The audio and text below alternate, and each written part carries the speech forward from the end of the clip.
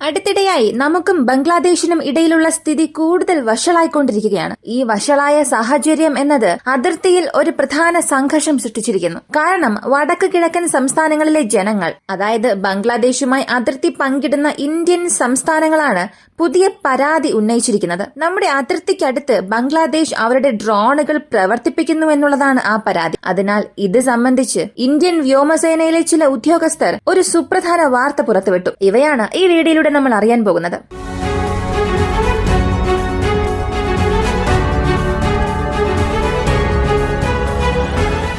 ആദ്യം സൈന്യം എങ്ങനെ പ്രവർത്തിക്കുന്നുവെന്നതിന്റെ അടിസ്ഥാന കാര്യങ്ങൾ മനസ്സിലാക്കണം. സ്റ്റാൻഡേർഡ് ഓപ്പറേറ്റിംഗ് നടപടിക്രമം പറയുന്നത് ശാന്തമായ സാഹചര്യത്തിൽ, അതായത് യുദ്ധസമ്മർദ്ദം ഇല്ലാത്ത ഒരു സാഹചര്യത്തിൽ ഏതൊരു രാജ്യത്തിന്റെയും യുദ്ധവിമാനം 10 കിലോമീറ്റർ അതിർത്തിക്ക് സമീപം പറക്കാൻ പാടില്ല. ഇതാണ് അവിടെയുള്ള നിയമം. ഈ നിയമം പാലിച്ചുകൊണ്ട് മാത്രമാണ് ഇന്ത്യൻ വ്യോമസേനയും പാകിസ്ഥാൻ വ്യോമസേനയും ബംഗ്ലാദേശ് വ്യോമസേനയും അവരുടെ യുദ്ധവിമാനങ്ങളെ പ്രവർത്തിപ്പിക്കുന്നത്. ചില സമയങ്ങളിൽ ചില സാങ്കേതിക പിഴവുകൾ കാരണം ഈ നിയമം പാലിക്കാൻ കഴിയാതെ വരും. യുദ്ധവിമാനമോ ഡ്രോണോ അതിർത്തി കടക്കാൻ സാധ്യതയുണ്ട്. ഒരുപക്ഷെ ഇത് അവർ അറിഞ്ഞുകൊണ്ട് ചെയ്യുന്നതല്ല. ഒന്നുകിൽ അവരുടെ വശത്തെ സാങ്കേതിക പിഴവ് കൊണ്ടോ അല്ലെങ്കിൽ തെറ്റായ കണക്കുകൂട്ടൽ മൂലമോ ഇങ്ങനെ സംഭവിക്കാം. ഇത്തരം സാഹചര്യത്തിൽ നമ്മൾ സാധാരണയായി ചെയ്യുന്നത് അകത്തേക്ക് വരുന്നത് ഡ്രോൺ ആണോ ബലൂൺ ആണോ യഥാർത്ഥ യുദ്ധവിമാനമാണോ എന്ന് തിരിച്ചറിയുക എന്നതാണ്. ഒരുപക്ഷെ അത് ഡ്രോണോ ബലൂണോ ആണെങ്കിൽ അതിർത്തി കടന്നാലുടൻ അതിനെ വെടിവെച്ച് വീഴ്ത്താനുള്ള അവകാശം നമുക്കുണ്ട്.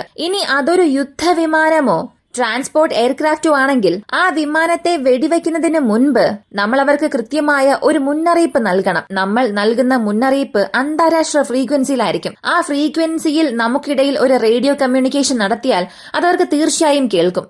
അതിന് അവർ പ്രതികരിച്ചു കഴിഞ്ഞാൽ തിരിച്ച് അവരുടെ അതിർത്തിയിലേക്ക് അങ്ങനെ പെട്ടെന്ന് മടങ്ങാൻ സാധിക്കില്ല. ഉടൻ തന്നെ അടുത്തുള്ള ഇന്ത്യൻ എയർബേസിൽ ഇറങ്ങാൻ ആവശ്യപ്പെടും. ലാൻഡ് ചെയ്തതിനു ശേഷം നമ്മൾ ചില അന്വേഷണങ്ങൾ നടത്തും. അന്വേഷണ ഫലം പോസിറ്റീവ് ആണെങ്കിൽ ഏതെങ്കിലും അടിയന്തര കാരണത്താലാണ് അവർ ഇന്ത്യൻ അതിർത്തിയിൽ പ്രവേശിച്ചത് എന്ന് കണ്ടെത്തിയാൽ അതിനുശേഷം നമ്മൾ അവരെ അവരുടെ രാജ്യത്തേക്ക് തന്നെ തിരിച്ചയക്കും. ഇതാണ് സ്റ്റാൻഡേർഡ് ഓപ്പറേറ്റിംഗ് നടപടിക്രമം. ഇനി ഈ നിയമങ്ങൾ ഒന്നും പാലിക്കാതെ മനുഷ്യൻ പ്രവർത്തിപ്പിക്കുന്ന ഒരു വിമാനം ഒരു രാജ്യത്തിനുള്ളിൽ പ്രവേശിച്ചാൽ അത് അതിന്റെ പ്രവർത്തന ക്രമത്തിൽ തന്നെ തുടരുകയാണെങ്കിൽ നമുക്കതിനെ വെടിവെക്കാം. 1999 സംഭവിച്ചതുപോലെ 1999 കാർഗിൽ യുദ്ധം അവസാനത്തിൽ വന്ന് ഒരു മാസം കഴിഞ്ഞ് പാകിസ്ഥാൻ വ്യോമസേനയുടെ ഒരു ഗതാഗത വിമാനം ഇന്ത്യൻ വ്യോമാതിർത്തിയിൽ പ്രവേശിച്ചു. വ്യോമാതിർത്തിയിൽ പ്രവേശിച്ച വിമാനത്തിന് നമ്മൾ കൃത്യമായി ഒരു മുന്നറിയിപ്പ് നൽകി. എന്നാൽ മുന്നറിയിപ്പും മറികടന്ന് അവർ അതിർത്തി കടക്കാൻ ശ്രമിച്ചു. അതായത് വിമാനം ഇന്ത്യൻ വ്യോമാതിർത്തിയിൽ പ്രവേശിച്ചു കഴിഞ്ഞാൽ അതൊരു മനുഷ്യൻ പ്രവർത്തിപ്പിക്കുന്ന വിമാനമാണെങ്കിൽ അതിന് തിരികെ പുറത്തു പോകാനുള്ള അനുവാദം ഉണ്ടാകില്ല. അകത്തേക്ക് വന്നാൽ അത് നമ്മുടെ എയർബേസിൽ തന്നെ ലാൻഡ് ചെയ്യണം. നമ്മൾ ഇൻവെസ്റ്റിഗേഷൻ നടത്തി അവസാനിക്കുന്നത് വരെയും ഇന്ത്യൻ നിയന്ത്രണത്തിൽ അതായിരിക്കണം. അതിനുശേഷമേ അവയ്ക്ക് പുറത്തു പോകാൻ സാധിക്കുകയുള്ളൂ. എന്നാൽ അങ്ങനെയല്ലാതെ യുദ്ധവിമാനങ്ങൾ ഇന്ത്യൻ എയർസ്പേസിനുള്ളിൽ കടന്നു എന്നറിഞ്ഞ ഉടനെ അവർ ഒളിച്ചുകളി നടത്തുകയും നമ്മുടെ വ്യോമാതിർത്തി വിടാനും അവർ ശ്രമിച്ചു. അങ്ങനെ പോകാൻ ശ്രമിച്ചതുകൊണ്ട് നമ്മൾ അതിനെ വെടിവെച്ച് വീഴ്ത്തി. ഈ ഒരു സംഭവത്തിൽ 14 പാകിസ്ഥാൻ സൈനികർ മരിച്ചു. ഇതാണ് സ്റ്റാൻഡേർഡ് ഓപ്പറേറ്റിംഗ് പ്രൊസീജിയർ. ആളുള്ള വിമാനാണെങ്കിൽ മാത്രം നമ്മൾ അവർക്കൊരു മുന്നറിയിപ്പ് നൽകുകയും ശരിയായ നടപടിക്രമങ്ങൾ സ്വീകരിക്കുകയും ചെയ്യണം. ആളില്ലെങ്കിൽ യാതൊരു മുന്നറിയിപ്പും സ്ഥിരീകരണത്തിന്റെയും ആവശ്യമില്ല. നേരിട്ട് ഷൂട്ട് ചെയ്യാം. ഇതനുസരിച്ച് പല തവണ പാകിസ്ഥാൻ തങ്ങളുടെ ഡ്രോണുകളെ ഇന്ത്യയിലേക്ക് അറിയാതെ അയച്ചിട്ടുണ്ട്. അത് നമ്മുടെ സുഖോയ് സു-30 വിമാനം വെടിവെച്ച് വീഴ്ത്തി. ഒപ്പം ചൈനയിൽ നിന്നുള്ള ഒരു സ്പൈ വിമാനം, അതിനെയും നമ്മുടെ റഫേൽ യുദ്ധവിമാനം വെടിവെച്ച് വീഴ്ത്തി. ഇങ്ങനെ പല തവണ ഇന്ത്യയും പാകിസ്ഥാനും തങ്ങളുടെ ഡ്രോണുകളെ മാറി മാറി അയച്ച് അതിനെല്ലാം വെടിവെച്ച് വീഴ്ത്തിയിട്ടുമുണ്ട്. എന്തിന്? ഇന്ത്യ അയച്ച ഡ്രോണുകളെ പോലും പാകിസ്ഥാൻ വെടിവെച്ച് വീഴ്ത്തിയിട്ടുണ്ട്. ഇന്ത്യൻ സൈന്യം അയച്ച ഡ്രോൺ ആണെന്ന് പറഞ്ഞ് പാകിസ്ഥാൻ വെടിവെച്ച് വീഴ്ത്തിയ ഡ്രോൺ ഇന്ന് വരെയും അവരുടെ ആർമി ബേസിൽ ഷോക്കി വെച്ചിട്ടുണ്ട്. അതുപോലെ നമ്മളും നിരവധി ഡ്രോണുകളെ വെടിവെച്ച് വീഴ്ത്തിയിട്ടുണ്ട്. 2019 പോലും ഇന്ത്യൻ വ്യോമസേനയുടെ ഒരു മിനിയേച്ചർ ഡ്രോൺ പാകിസ്ഥാൻ വ്യോമാതിർത്തിയിൽ പ്രവേശിച്ചിരുന്നു.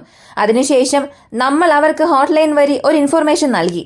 അറിയാതെ ഒരു ഡ്രോൺ വന്നു, അത് ഞങ്ങൾക്ക് തിരികെ നൽകണമെന്ന് ആവശ്യപ്പെട്ടു. അതുപോലെ അവരും ആവശ്യമായ അന്വേഷണം നടത്തി ആ ഡ്രോൺ തിരികെ നൽകുകയും ചെയ്തു. ഇതൊരു പരസ്പര ഉടമ്പടിയാണ്. ഈ പരസ്പര ഉടമ്പടി പ്രകാരമാണോ ബംഗ്ലാദേശ് അവരുടെ ഡ്രോണുകൾ പ്രവർത്തിപ്പിക്കുന്നത് എന്ന് ചോദിച്ചാൽ അതിൽ ഒന്നാമത്തെ കാര്യം, സമാധാന കാലത്ത് 10 കിലോമീറ്റർ അതിർത്തിക്ക് സമീപം ഡ്രോണുകൾ പ്രവർത്തിപ്പിക്കരുത് എന്നതാണ് ആദ്യത്തെ കാര്യം. എന്നാൽ ഇപ്പോ അവർ തങ്ങളുടെ ഡ്രോണുകൾ പ്രവർത്തിപ്പിക്കുന്നത് അതിർത്തിയോട് വളരെ അടുത്താണ്. അത് നമുക്കറിയാം. ഈ റൂൾസ് എല്ലാം മറികടന്നാണ് അവർ പ്രവർത്തിക്കുന്നത്. എന്നാൽ അവരുടെ ഡ്രോണുകളെ വെടിവെച്ചിടാൻ നമുക്ക് സാധിക്കില്ല. കാരണം അവർ ഇപ്പോഴും അവരുടെ അതിർത്തിയിലാണ് ഉള്ളത്.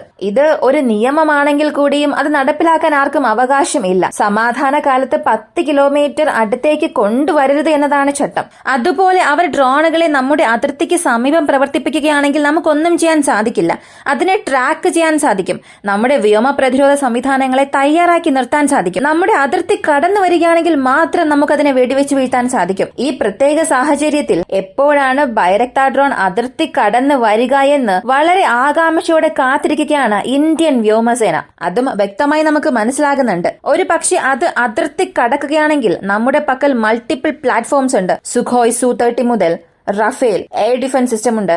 ഇതുവഴി നമുക്ക് ആ ഡ്രോൺസിനെ എളുപ്പത്തിൽ തന്നെ തടയാൻ സാധിക്കും. അപ്പോൾ ഇന്ത്യക്കും ബംഗ്ലാദേശിനും ഇടയിലുള്ള ഈ ഒരു സംഘർഷം മുഴുവൻ ഇന്ത്യയും കാര്യമായി ബാധിക്കില്ല എങ്കിലും അവിടെയുള്ള വടക്ക് കിഴക്കൻ സംസ്ഥാനങ്ങളിലെ സിസ്റ്റേഴ്സ് സ്റ്റേറ്റ്സിനെ തീർച്ചയായും ബാധിക്കും. കാരണം ആ സംസ്ഥാനങ്ങളിലേക്കുള്ള ഏറ്റവും അടുത്ത തുറമുഖം ബംഗ്ലാദേശിലെ ചിറ്റാഗോങ് തുറമുഖമാണ്. അടുത്തിടെ ആ സംസ്ഥാനങ്ങൾക്ക് ഇന്റർനെറ്റ് സൗകര്യം നൽകുന്നതിന് സിംഗപ്പൂരിൽ നിന്നും ഡയറക്റ്റ് ഒരു ലൈൻ എടുത്തുകൊണ്ടുവരാൻ തീരുമാനിച്ചു. പക്ഷെ അത് ബംഗ്ലാദേശ് വഴിയായിരിക്കും വരിക. അതിനാൽ ബംഗ്ലാദേശിനോട് നമ്മളൊരു അനുവാദം ചോദിച്ചു. പക്ഷെ അവരത് സാധ്യമല്ല എന്ന് പറഞ്ഞു. അതിനാൽ സഹോദര സംസ്ഥാനങ്ങൾ എന്ന് പറയുന്ന വടക്ക് കിഴക്കൻ സംസ്ഥാനങ്ങൾ ഇത് കാരണം ബാധിക്കപ്പെടും. അല്ലാതെ ഇന്ത്യയെയോ മറ്റ് സംസ്ഥാനങ്ങളെയോ ഇത് യാതൊരു രീതിയിലും ബാധിക്കില്ല. നമുക്കും ബംഗ്ലാദേശിനും ഇടയിലുള്ള ബന്ധം വളരെ വഷളായതുകൊണ്ട് തന്നെ അതിർത്തി സംസ്ഥാനങ്ങളിൽ ചില സംഘർഷം ഉണ്ടാകും. കാരണം കുടിയേറ്റക്കാർ വരും. അതല്ലാതെ യാതൊരു പ്രശ്നവും ഉണ്ടാകില്ല.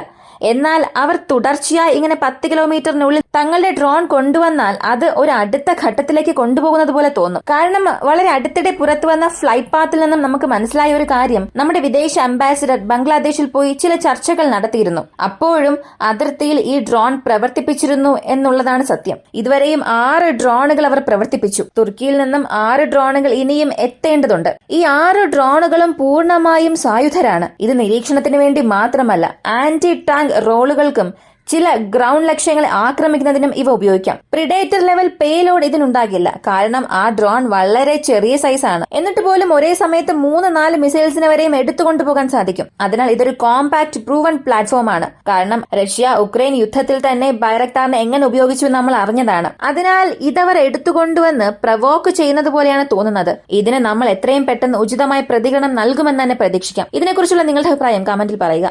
വീഡിയോ ഇഷ്ടമായാൽ ലൈക്ക് ചെയ്യുക, ഷെയർ ചെയ്യുക. നമ്മുടെ ചാനൽ ആദ്യമായി കാണുന്നവരാണെങ്കിൽ മറക്കാതെ സബ്സ്ക്രൈബ് ചെയ്ത് സപ്പോർട്ട് ചെയ്യുക. മറ്റൊരു വീഡിയോയുമായി വീണ്ടും കാണാം.